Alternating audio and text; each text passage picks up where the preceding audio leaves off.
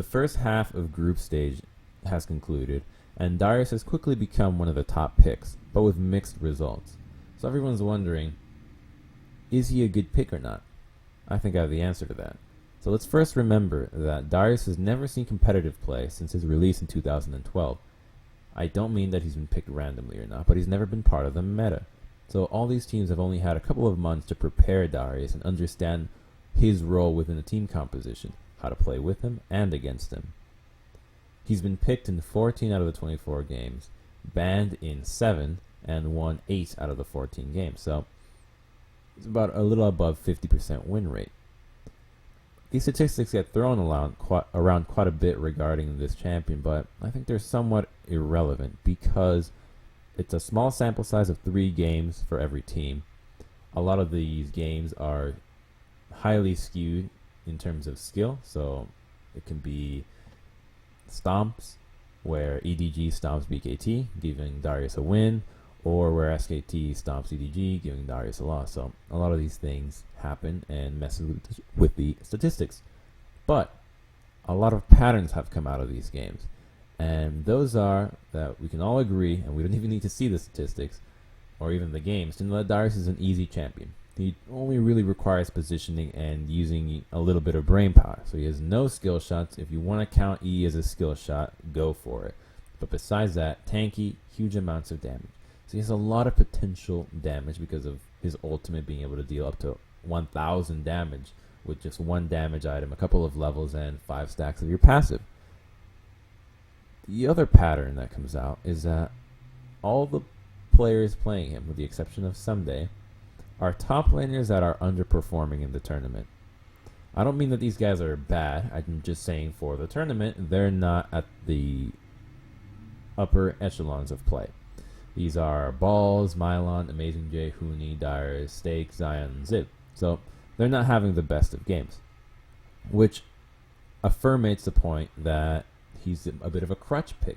Teams are playing him because of that potential of the crazy wombo, but because of poor drafting choices and bad play from whoever's playing him, we've only really seen the true power of Darius in 1 out of 24 games, in that Balls game, the Balls pentakill from C9 versus Fnatic.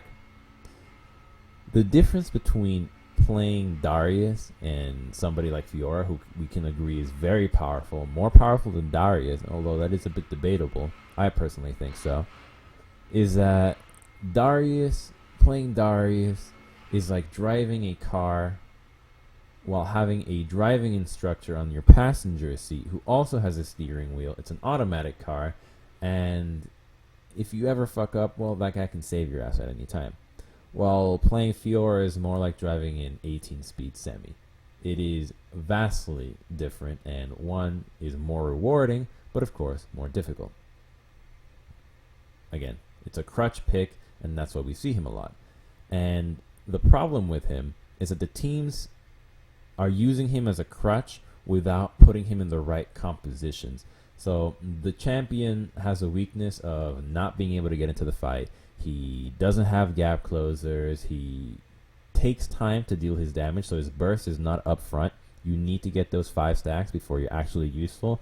Otherwise, if you play a team fight that you just used your Q, don't get 5 stacks, you really didn't contribute much to the fight. So he needs the enemy to run into you, not you run into the enemy. So the example of you run into the enemy is how Origin drafted a comp to kite Darius to death. It was Kalista, Lulu, Braum, Rek'Sai, and Nivea. And Darius, if you watch that game, did jack shit. And it was played poorly, the Darius, but there isn't really much more that could have been done. So he has that big weakness of not being able to contribute to fight if people aren't running towards him. On the other hand, the success with him is with compositions that involve huge threats. And those examples are Cloud9 Siege Comp, in which they run Azir Tristana, KT's very similar with Azir and Kog'Maw, and TSM running Mordekaiser and Twisted Fate. So all these comps have the theme that you do not want to kill Darius first, you need to kill the other 2 threats because they're way more important and they can wipe your team a lot faster than Darius can. And the only time that we actually saw that point play out is in Cloud9 versus Fnatic, where they try to wombo combo the Tristana. She didn't do much damage because she ended up hitting an Alistar or a Yasuo the entire time. Azir did a little bit of damage with a bit of zone. But Darius was left untouched, and he ended up getting a pentakill. And that's how you play the champion in these compositions. That's really playing to the strength of him right now. These compositions, though, have the glaring, it's not a glaring weakness, but it's just very obvious that they need to operate as a 4-man unit with having Darius just be there. He's there for cleanup. So it doesn't really matter what Darius does, and that is highlighted by a lot of these games and team fights. These teams can win the team fights without having Darius even do anything. A lot of times, since the players that are playing him aren't doing very well, they'll get caught, they'll die early, they won't be in the fight, and the team can usually win a 4v5 because of the strength of those picks. I mean, you can't argue with me that Azir and Tristana can't 2v5 if you don't touch them. Same with Azir Kog'Maw or Twisted Fate Mordekaiser. They're super strong picks, so you need to address them first, which opens up Darius to do his thing. But that doesn't help him become a good pick, because it doesn't really bring anything to these comps. He's just kind of there. So you could really run anything else that you want. So sticking to the theme of the video, and Darius, hot or not, well, the cool kids, Origin and SKT, say no. They have never banned him in the 3 games. They have never played him, and every game that they've played against him, they have shat on him. And that is highlighted by the composition, which we spoke of earlier, that Origin ran, and the counter pick that Marin from SKT had against Amazing Jace Darius of Renekton, which, of course, there were other factors that attributed to the huge lead that Renekton got. Regardless, play that matchup out yourself. It is a good matchup for Renekton. On top of the fact that you're Darius against Ryze, you're never really going to do anything. The guy's got Spell Vamp and is going to perma-root you and just one-shot you because you're not building resistances. First, you're building Black Cleavers. I think as the tournament goes on and the top laners and teams get better, we'll see better play, higher skilled players, and they will not want to play Darius because as of now, he is being utilized as a crutch.